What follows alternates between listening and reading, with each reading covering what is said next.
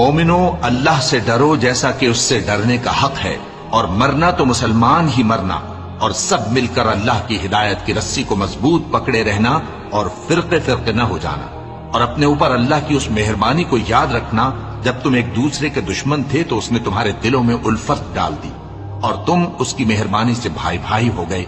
اور تم آگ کے گڑھے کے کنارے تک پہنچ چکے تھے تو اس نے تم کو اس سے بچا لیا۔ اس طرح اللہ تم کو اپنی آیتیں کھول کھول کر سناتا ہے تاکہ تم راہ راست پر رہو۔ اور تم میں ایک جماعت ایسی ہونی چاہیے جو لوگوں کو نیکی کی طرف بلائے اور اچھے کام کرنے کا حکم دے اور برے کاموں سے منع کرے،